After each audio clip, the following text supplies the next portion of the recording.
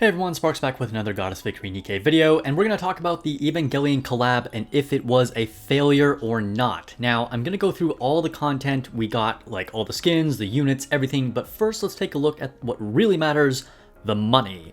Now, I say that sarcastically, but monthly revenue is the only real hard facts we have, and everything else is kind of subjective. So let's take a look at our monthly gacha revenue reports, specifically at Nikke. I'm not really going to look at other games in this particular video, but we can see here that the Evangelion collab spanned from August to September. Now, this is a little bit unique compared to some of the other collabs that we've gotten, so it's hard to make a direct comparison, but in August it made it made 18 million, and that's of course when the collab started. It's when Asuka first came out. This is probably when people did the bulk of their spending. And this is a solid number. 18 million is definitely a good month for Nikke nowadays. And then in September, it made 14 million. Now, that is a little bit of a drop off, but there was less of the collab happening. The major units had already dropped. Again, I really think Asuka was probably the most popular one, and the numbers do reflect this. Now, if we take a look at some of the previous collabs, such as ReZero, it came out in March earlier this year, and it made 15 million. Now, it was all contained in 1 month, so again, it's hard to make a direct comparison, but 15 million compared to a combined 32 million is definitely not great. Now, even if we like half that number to just get like 1 month, it would still be a million higher for Evangelion. It would have made 16 million. And in reality, again, I think that the 18 million on that first month is much more representative. And then, you have the combined total of 14 million, which I'm sure accounted for the bulk of sales in Nikke that happened in those 2 months. So, so far the Eva collab is doing really well compared to the ReZero collab, but we know that was a little bit of a lackluster collab. So how about compared to Nier? Back in September of last year, Nier made 32 million. That's massive. For 1 month sales, that was really, really high. Now, keep in mind the game was younger back then. Sales in general were higher, but still, Nier was clearly a very, very successful collab. Now, if you combine August and September for Eva, you get the exact same 32 million as Nier. So again, Eva's looking pretty good. And then if we take a look all the way back at Chainsaw Man collab, which was, very close after the launch of the game. It was in February of last year. It was just the 3rd month, and after previous months of making 48 million and 47 million, it made 28 million. So again, a bit of a drop off there, but also it's kind of, it was at a very, very different time in the Nikke landscape. It was right after the game launched, but just wanted to point out how much money it made as well. Now, it's natural for total, revenue to fall off the longer a gacha game has been out. So I want to point out the relative revenue numbers as well. Nier was a big spike compared to its surrounding months. So clearly that was a huge monetary success. It was, far higher sales than anything else that came around it at that point in the game. ReZero was actually a dip, which is really, really bad. Considering, even if it was a lackluster collab, it should at least come up because you're bringing in new players into the franchise. But clearly people were not spending money because it was actually a dip. It was the 2nd lowest of the surrounding 5 months. So a little bit of a fail there, unfortunately. And now Eva, we can't see, the months coming after it, but it's more or less maintained a steady sales level compared to the preceding months. So, it's at least kept, consistent strong sales for the game. Now, keep in mind, all of these are mobile sales only. Whenever you look at any of these, gacha game rankings, you see a lot of other videos on YouTube, I'm sure, that talks about these.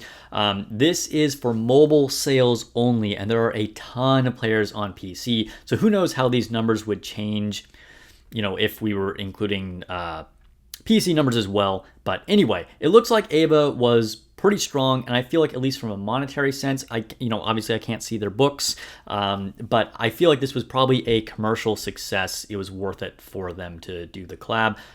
It made quite a bit of money for them, it looks like. So, all right.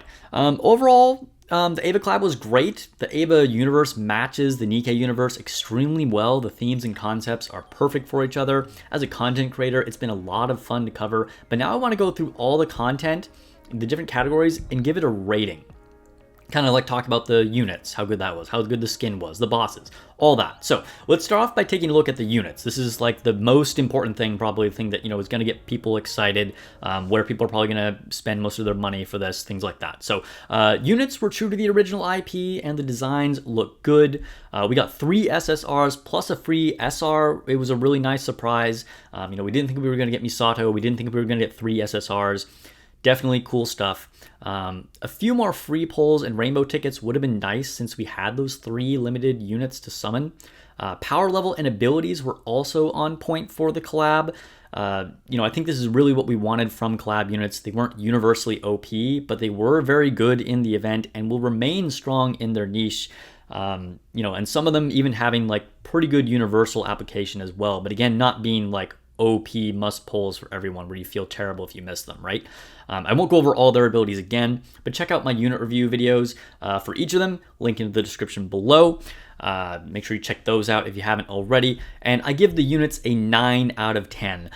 I think, again, this is what we want from collab units. They were cool, they were good, but not too good, right? Okay, now let's take a look at the free skins. The free skins look good.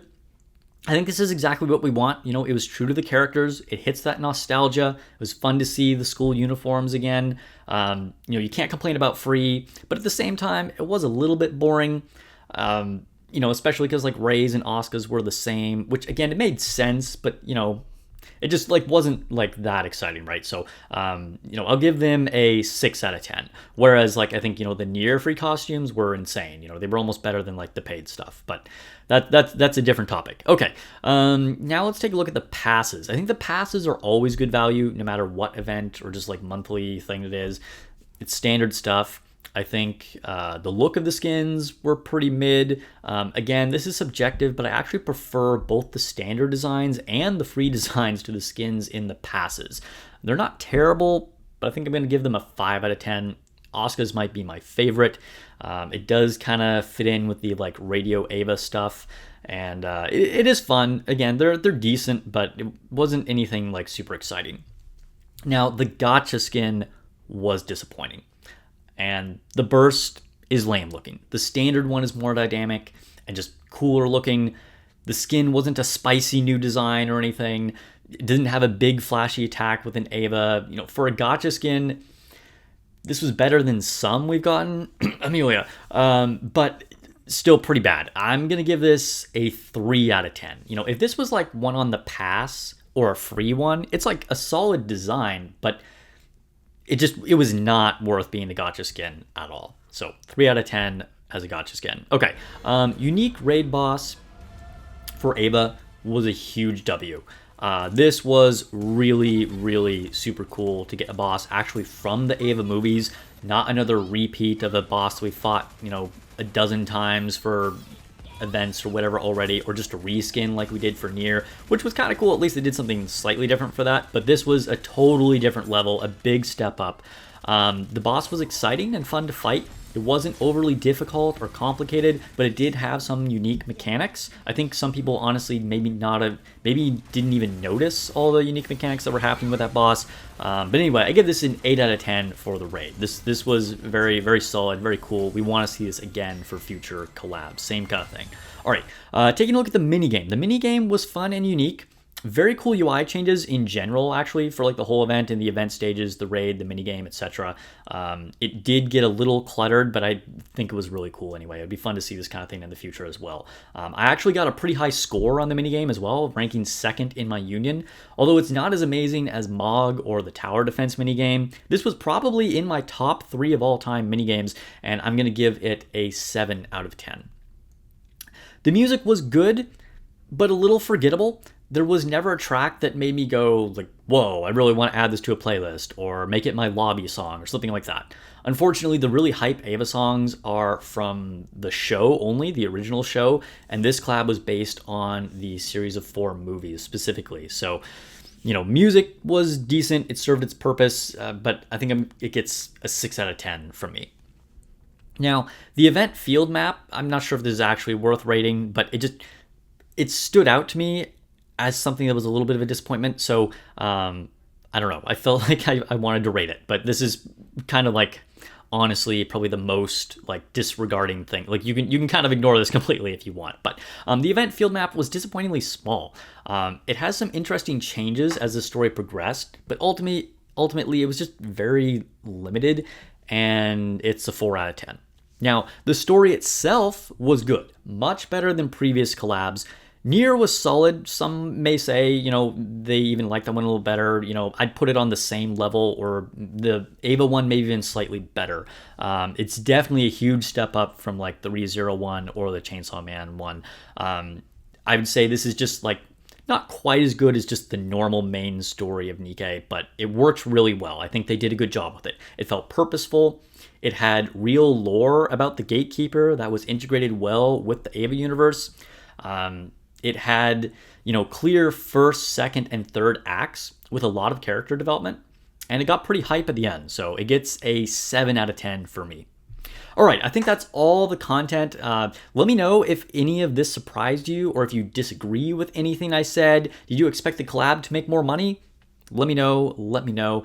Don't forget to check out those Ava unit reviews in the link in the description below, and I'll see you guys all on stream. Peace.